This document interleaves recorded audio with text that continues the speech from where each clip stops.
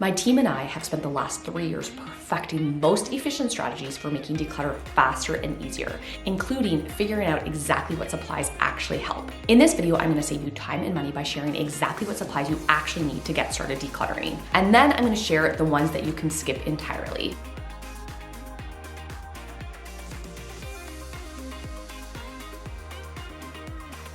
A very common tip from fitness experts, especially when we are starting a fitness journey, is to have our supplies, i.e. our running shoes and our workout clothes, organized and ready to go. This increases the chance of us actually putting them on and actually getting them moving. The exact same rule applies to decluttering.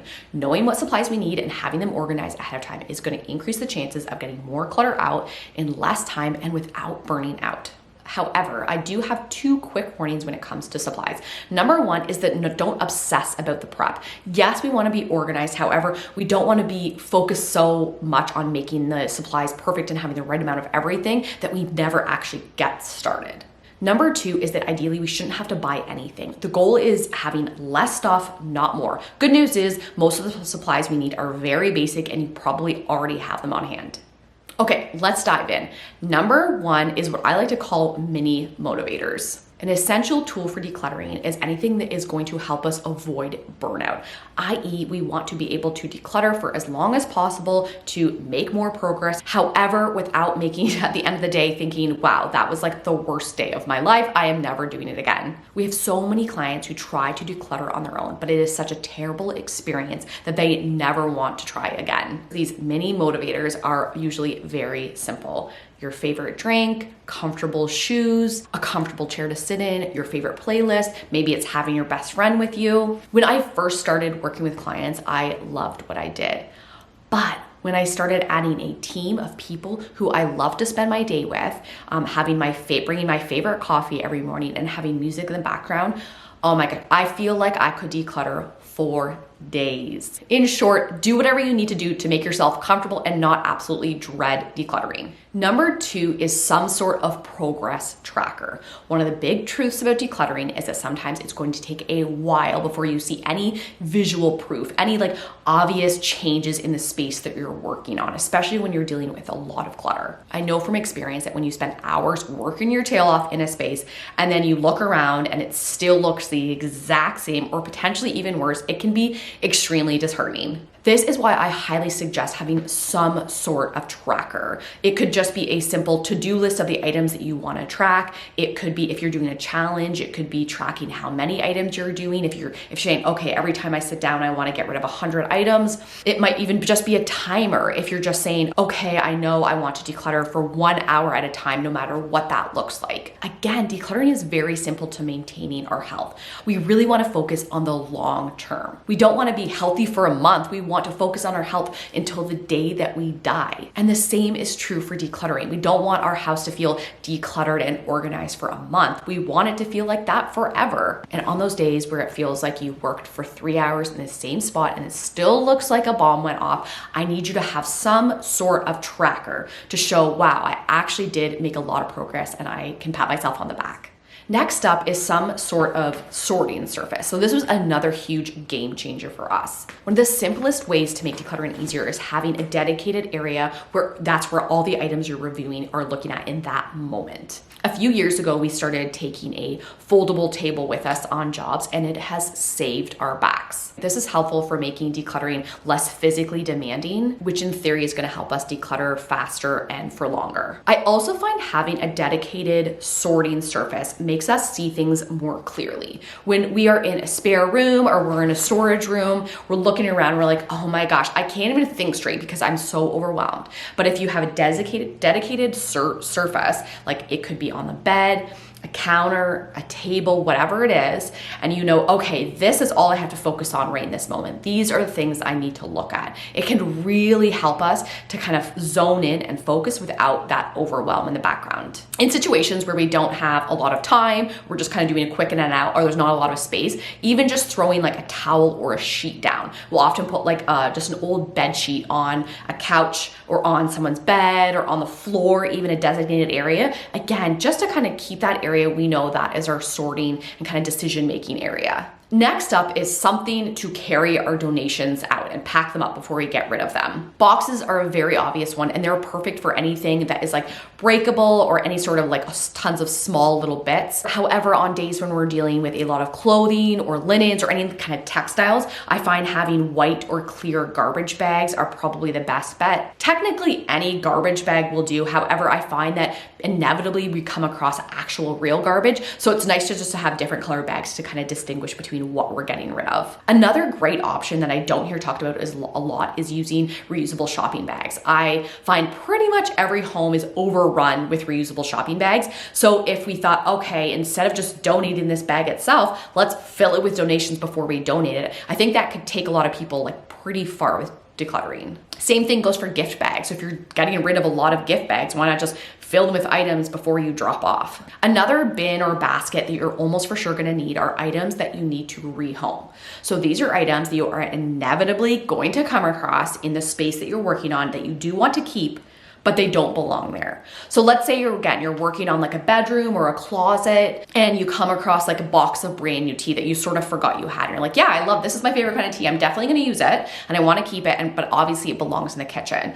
A laundry basket works great for this. You can just toss that item in there and you know that that's like a pile of items that at the end of the project or the end of the day or the end of your session, you're gonna walk around the house and put them where they belong. I highly suggest for this not like doing the rehoming in the middle of the day or the middle of your project, because otherwise you will get like sidetracked. And I speak from experience when I say that. Next up are basically tools for dealing with garbage. At a minimum, we obviously need some garbage bags.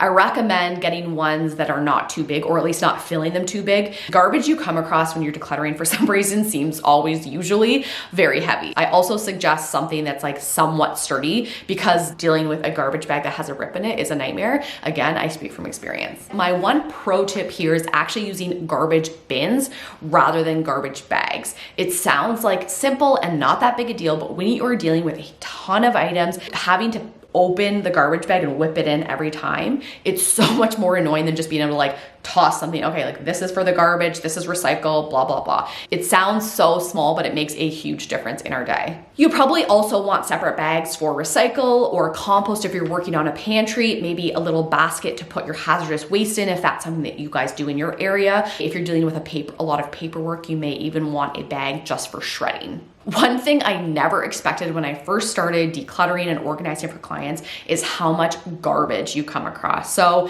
don't overthink it or overplan it, but definitely something to keep in mind before you get started. Lastly are a bunch of kind of small miscellaneous bits. The first one is a step stool. I am personally extremely short, so there's pretty much zero spaces that I don't need a stool for. We have a little foldable one that we take with us and that we use every single day, multiple times per day. Packing paper and tape, if you're dealing with a lot of breakable items, having just anything to wrap those items up before you put them in a box to donate can be really helpful to have on hand. I usually just grab like chunk of we get a free newspaper in our mailbox every week, so I usually just grab that and that works perfectly for me. Next is like a pair of scissors or an X-Acto knife. There's a very good chance you're gonna come across like boxes or packages, like items that you just haven't even opened yet, whether it was packed up when you moved or it's something you've purchased but just haven't opened yet. Next up are cleaning supplies. You can kind of go as deep as you want here. If you love cleaning, like amazing, grab your whole caddy and just like get at it. But most of the time I feel like we can get away with like a little vacuum or just a broom and dustpan, and then just like a rag or cloth with some soapy water or like an all-purpose spray. The one thing I'll say about cleaning is if you do love it, don't let that like prevent you from also decluttering. Sometimes I see clients that love cleaning and so they, get ready to declutter and then they end up spending the majority of their time actually cleaning and things look spotless after, which is amazing. However, not really much clutter actually left the house. Next up are Postit Notes. Now, things can get pretty chaotic like mid-sorting or mid-decision making. So using Post-its to label like all your different little piles and your boxes and your bins, it can prevent your mind from just becoming like overwhelmed, basically. So when we have a pile of things that we want to drop off on our Aunt Martha's house, and then we have a pile of things we want to give to the neighbor, or another pile of things that we want to take to the animal shelter, these little Post-it notes are going to make it so much easier to keep everything straight. Keep in mind that once you've tackled a couple projects, you're not gonna have to grab all of these supplies every time. Just knowing kind of what things are handy and knowing that you have them in the house is gonna make it so much easier especially when you start making decluttering part of your everyday routines. Next up are Sharpies. A marker is so handy for when you're making labels or maybe you wanna write on boxes of where things should go. Can you use a pen or like a random crayon you found on the floor? Yes, absolutely. But I just love a Sharpie. They somehow make everything just so much more satisfying. Lastly is a babysitter. If you have kids under, I don't know, 18 years old in your house, this isn't gonna be possible for everyone, but I know from experience that when I'm doing things on my own, I can get more done in like a 20-minute period than I can with over an hour with my kids in tow. I have a video coming up where I decluttered a bunch of coins with my 7-year-old, and it was all very sweet and adorable. However, it felt like the longest 30 minutes of my life. Okay, things you do not need. New bins, new totes, new baskets, new hangers, custom labels. We will get there. However, if you still feel like you're dealing with clutter and really that's kind of what your hindrance is in your home, I really suggest just focusing on that. In nearly every job we do, once the decluttering part is done, A, we have a bunch of empty baskets, bins, and containers left over almost every single time. And B, is less stuff. There's less stuff to store and less stuff to manage and less stuff to organize. Say we finish a project and we're there for 4 days. At the end of that day 4, we say, okay, we're gonna go get the bins that we need now. And in my mind, I was like, okay, we're probably gonna need 10 or 12, and we end up needing maybe 2. The other big thing we do not need is any negative judgment. Negative judgment about the state of our homes, about the progress we're making, about ourselves. I promise that it will do nothing but weigh you down. And after years of hands-on research, it does nothing to kind of move progress forward. Get your supplies ready, get your head down, get to work, and you will inevitably make progress. Which of these supplies do you already use, or what ones are you excited to try? Let me know in the comments below. And if you want more simple tips for decluttering, make sure to subscribe and hit that bell so you do not miss a single video. Happy decluttering, guys.